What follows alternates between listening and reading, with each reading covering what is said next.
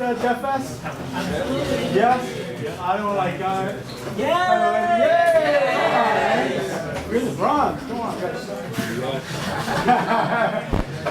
So, we're having so much fun with all the speakers. We have plenty of food. We have all kinds of stuff going on. I realized that this talk will keep you from eating, but it's going to be a good one, so nothing to worry about. And there's plenty of food, by the way. So Martin is coming all the way from the other side from the West Coast to join us and talk about cloud. He is a Google developer advocate for cloud, and he is an amazing friend for me and Eva. We met him years ago, and it's been a lot of fun for us, and hopefully for you. so, without further ado, Martin Nomander. All right, thank you, Hendrix. Hello. Before we start, my name is Martin Nomander, but before we actually start with the presentation, I'm going to ask for your help. My manager asked, "You're just going to New York to, party and live it up, right?" And I was like, no, I'm actually working. I will give a talk. So she said, "Yeah, sure." And I said, "I'll prove it. I'll bring a picture back of the attendees. So if you would please wave to my manager and I'll take a picture. And if you want to, for extra credit, you can sort of mime out, 'Please approve Martin's expense report.'" Wave, here we go. Yeah, excellent. Excellent, great. Let's just look at the picture. Oh my God, what a handsome looking bunch. If that won't get my expense report approved, I don't know what will. So here we go. So we're going to talk about focus on code and not infrastructure. But first, I'm going to show a picture of myself. This is what I look like when I'm wearing a denim jacket.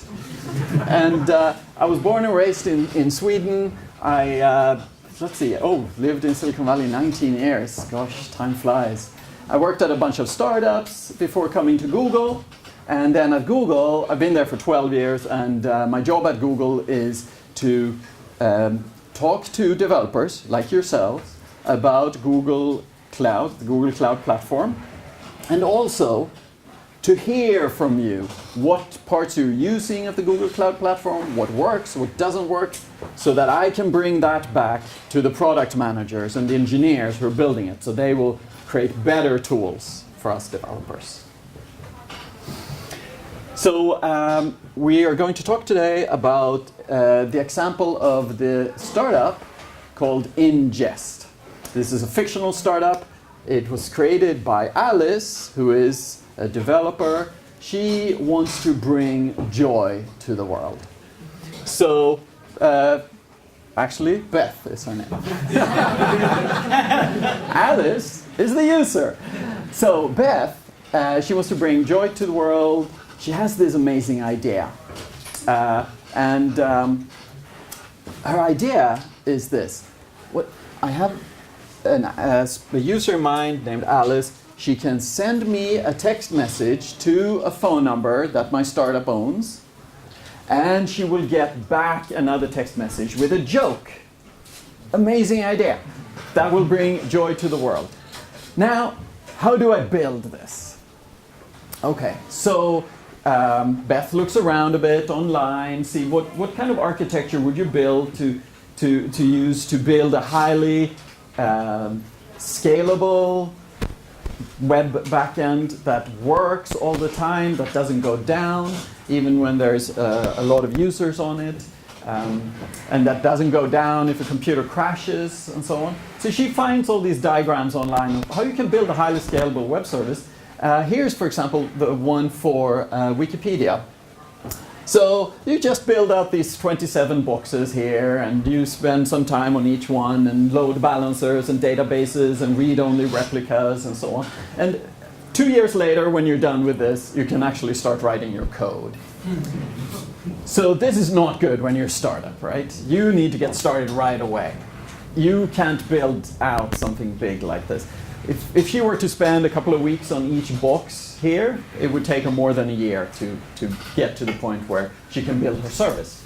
So if you're a startup or a hobbyist developer, you want to dive right into creating what is special for your service. So one way to do that is to build a microservice. So Beth here, out on the right, she wants to build a microservice that can take text messages.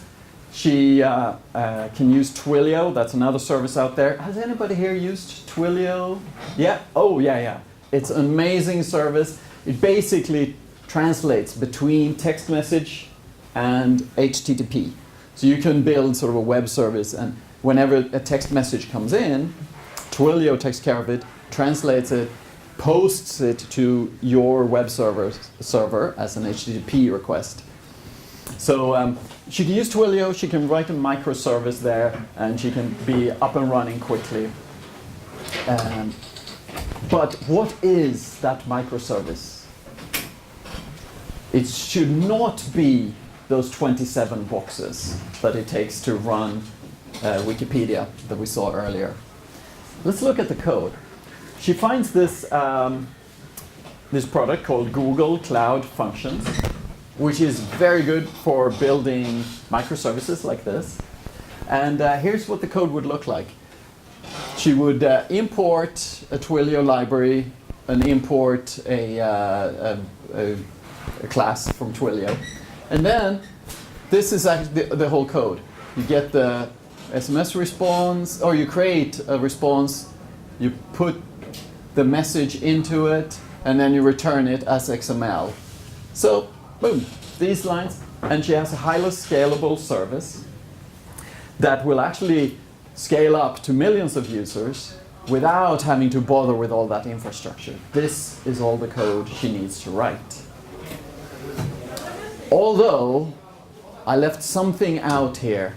This code won't run exactly by itself. I need a little more here. Can anybody spot what I left out?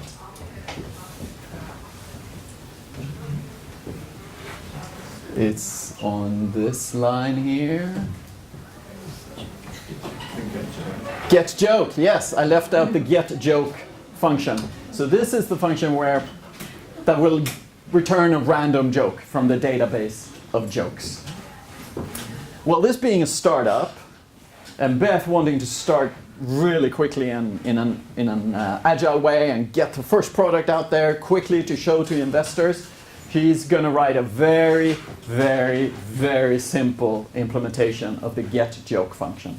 So every time the get joke function is invoked, it returns one particular joke. What's the simplest way you can build this function?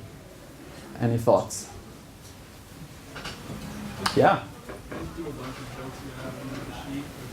Excellent. Yes. Oh, and you can. So the as the gentleman in back said, have a bunch of jokes in a spreadsheet or a database. You can make it even simpler than that. Hard code the joke. Hard code the jokes. Yes, exactly. So this is what it might look like. Here, she's built her first version, the minimal viable product. It has 3 jokes in it, and it returns a random joke. So get joke is the function there. Super simple. But that's good when you start up. And this won't win any, if you turned in this as computer science homework at university, you probably wouldn't get a passing grade. But she can get her service out there, she can start showing it to people. Okay, great. She shows this to investors. They are amazed by how quickly she built this and this amazing idea of sending jokes to people. So, so they give her money and say, oh, build out your service. That's great. She uses that money to hire Charles as a writer because she realizes that even though her service is amazing, 3 jokes maybe isn't quite enough to have a joke-serving service. She hires Charles. So Charles, he's a writer, right? He sits down and writes all these jokes, and he's like, oh, Beth, I found this new joke, and oh, put it in. And she's like, okay. She goes into the code, she adds another element in that array, and she deploys it. And then 15 minutes later, Charles says, oh, Beth, I have this new joke, it's amazing. And she adds a fifth element to that array and deploys the function. And then Charles is like, oh, Beth, actually that last one we talked about 10 minutes ago, there was a misspelling in that. Can you fix that? She looks at the code, enters, fixes the misspelling in this array, deploys it again.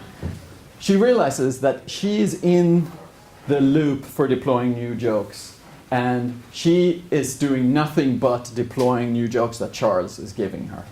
She needs to take herself out of that loop. And this is where the ideas from the gentleman in the back came in. You said that the more advanced way of serving jokes would be spreadsheet or database. Spreadsheet or database. Excellent. Yes. I promise we have not talked before, right?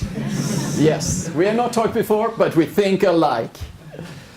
So Beth tells Charles, look, I don't have time to deploy your jokes all the time and then fix misspellings.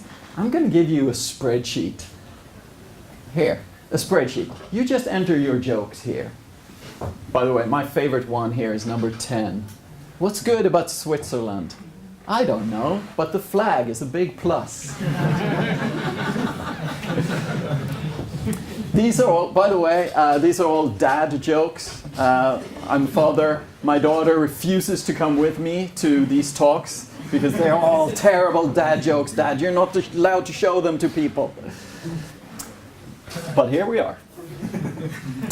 So Charles now enters jokes in the spreadsheet, and now instead of a microservice having all the jokes inside it, the microservice makes a call out to the Google Sheet, picks a random element, and then returns it over HTTP to Alice.